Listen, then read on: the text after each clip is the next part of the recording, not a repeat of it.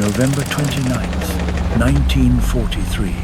The sky over northern Europe looks like cold steel.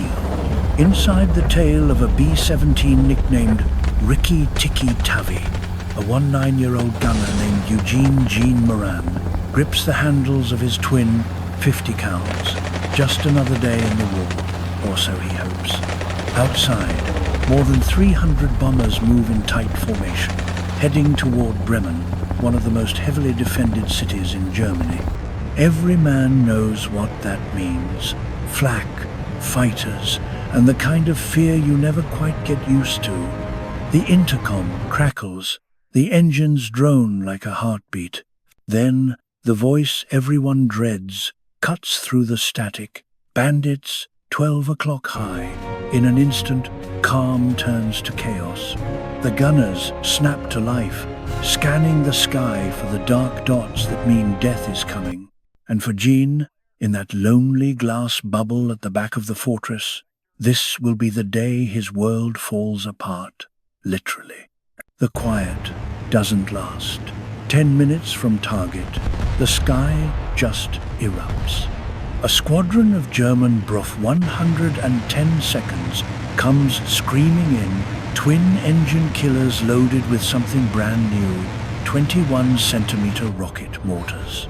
Inside Rikki Tikki Tavi, 21-year-old pilot Linwood Langley catches a flash out of the corner of his eye. A rocket tearing past the cockpit so close it rattles his teeth. "Geez, did you see that?" he yells. Over the intercom, it's chaos. Bandits, 12 o'clock high. Tail to crew, one fort is down. The rockets hit first, then the guns. The 110 seconds dive straight in, cannon fire streaking past like orange rain. Up front, Jesse Orison fires through the cheap gun, shouting, "Get 'em, Gene!" And in the back, Gene Moran squeezes the triggers on his twin 50s until the whole tail shakes. Hot brass pours onto the floor. Smoke fills the air, and the fortress shudders with every burst. Outside, the sky turns black with flak, 88mm shells bursting like dirty cotton balls. Every gunner is yelling positions. 3 o'clock level, flak, 11 o'clock low. The formation bucks and rolls as metal tears through wings and fuselage. You can smell the burned oil, the gunpowder, the fear. For a few minutes, the world is nothing but noise and smoke, a sky full of fire and steel. And inside that tail turret, Gene fights to stay alive, firing at ghosts he can barely see. For the first time that day, the sky goes quiet, the explosions fade, and all that's left is the low, steady hum of the four engines. Inside Rikki Tikki Tavi, the crew doesn't speak, they just listen. Every man sits still, waiting for another hit that doesn't come. Damage report. Navigator, okay. Ball turret, okay. Couple holes in the wings. We're fine, Lieutenant. It's the kind of silence that doesn't comfort you. It presses on you. Because deep down they all know silence up here never lasts. Still, for a moment, they let themselves believe it. Langley glances at the gauges, still holding steady. Orison exhales, his hands shaking as he wipes the sweat from his eyes. Somewhere over the intercom, someone laughs. "We're gonna make it." And just like that, hope slips back in, fragile, nervous, almost childlike. These are kids, barely out of high school, flying at 30,000 feet, trying to sound brave. For a heartbeat, they remember what it feels like to be safe. But then the radio crackles again, harsh, urgent, unmistakable.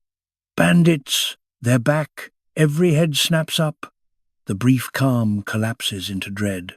Outside the window, black dots bloom against the pale sky, closing fast, like a swarm of angry wasps. That tiny spark of hope they just felt, gone, replaced by the cold, heavy truth of war. You don't survive until it's over. And up here, over Germany, It's never really over. The next wave hits like hell unleashed. The sky explodes again, engines roaring, tracers slicing through the cold air. Bandits. 2 o'clock high, 6 o'clock low.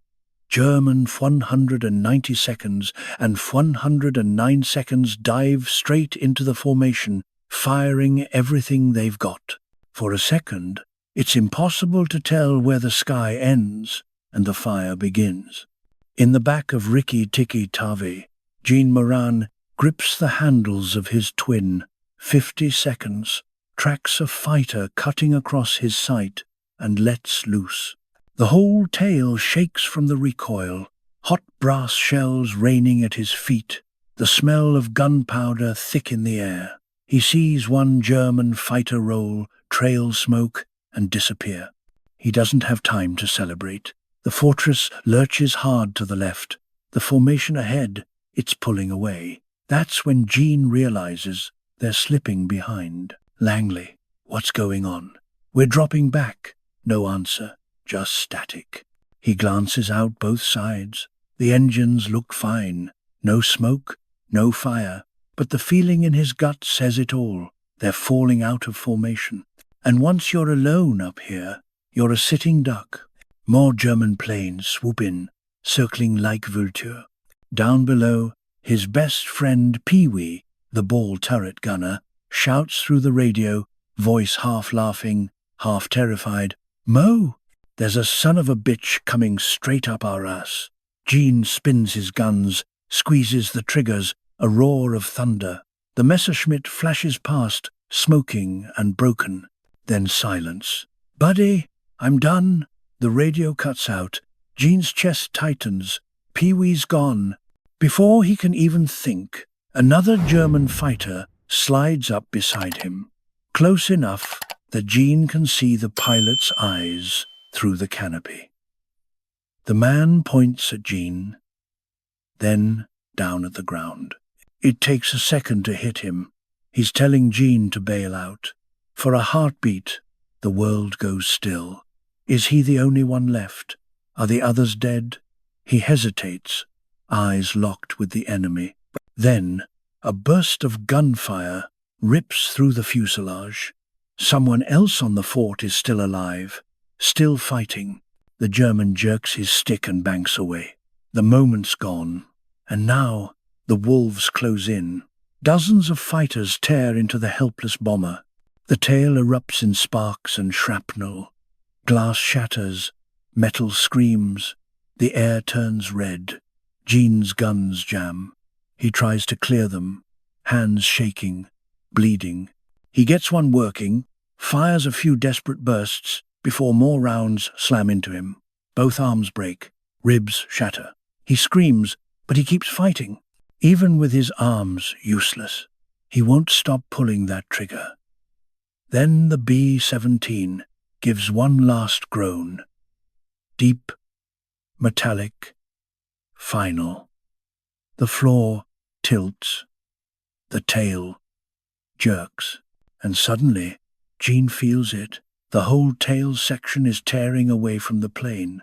The main fuselage drops out of sight. He's still inside, still strapped in and falling. The world outside spins. Sky, smoke, sunlight, fragments of the bomber tumbling around him. He grabs onto whatever he can. Cables, braces, twisted metal. Screaming through gritted teeth as gravity takes hold.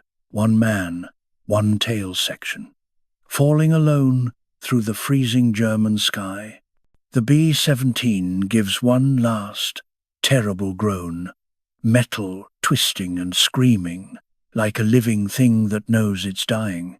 And then it happens. The tail rips clean off. For a second, Eugene doesn't even realize it. He feels the floor drop out from under him, the walls twist, and suddenly the sky isn't above him anymore. It's everywhere. Through the open wreckage, he watches what's left of Rikki-Tikki-Tavi, the fuselage, the cockpit, his crew, spiral away beneath him, spinning like a toy tossed into a storm. And he's still here, still strapped inside the tail, still alive. The wind blasts through the torn metal, howling like a freight train. Loose cables snap and whip across the cabin. The spin slams him back into his seat so hard he can't move, can't even breathe. He tries to lift his head, but the force pins him down. A red haze creeps across his eyes. Blood, his own, running down his face. He doesn't scream anymore. There's no point. The wind steals every sound before it leaves his mouth.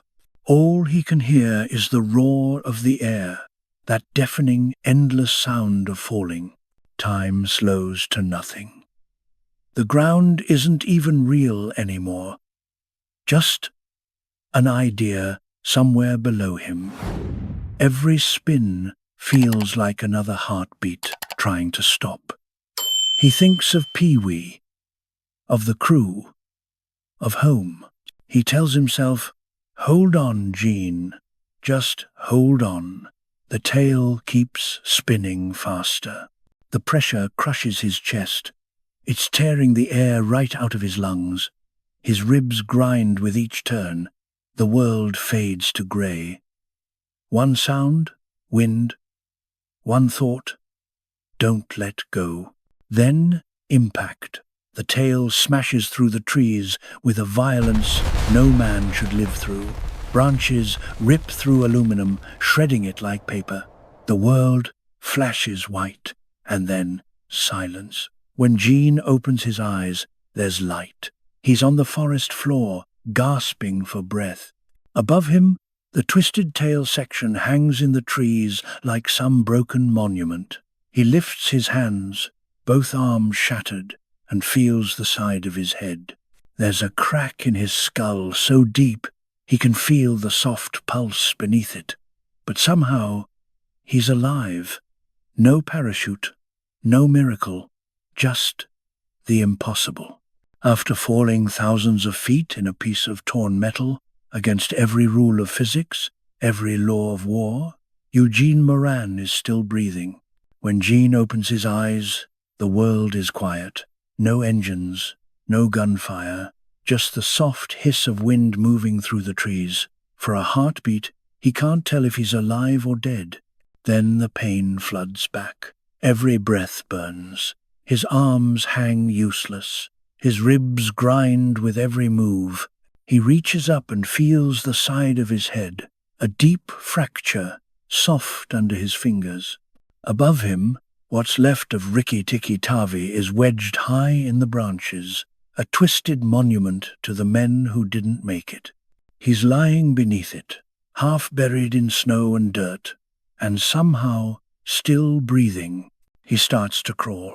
Each movement sends lightning through his body, but the light ahead pulls him on.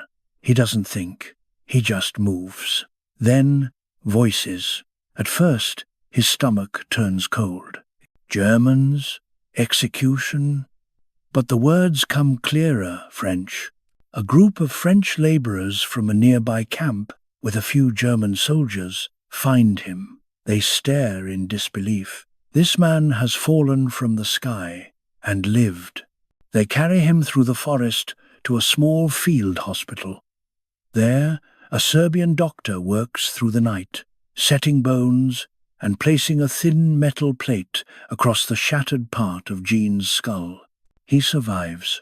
But survival isn't the same as peace. In the prison hospital, Gene drifts in and out of nightmares, spinning, falling, always falling. Months later, he's freed. He goes home with scars that never fade, and a silence that never leaves. Years later, when people asked him how he made it, he'd just smile faintly and say, "I didn't. The tail brought me down easy." When the war finally ended, Gene Moran made it home. He and Jesse Orison, the navigator, were the only two from Rikki-Tikki-Tavi who did. The rest never came back. Their names, their laughter, their voices stayed up there in the cold German sky. Gene never called himself a hero. He didn't talk much about what happened, but people close to him said the war never really left. It just lived quietly behind his eyes. Years later, his friend, John Armbruster, would write a book called Tailspin to finally tell Gene's story the way it deserved to be told. A story about survival, friendship, and the strange grace of fate. Even now it sounds impossible. A man falling thousands of feet, trapped in the tail of a bomber, and living to tell about it. People still talk about it. Hey, did you hear about that gunner who fell without a parachute and survived?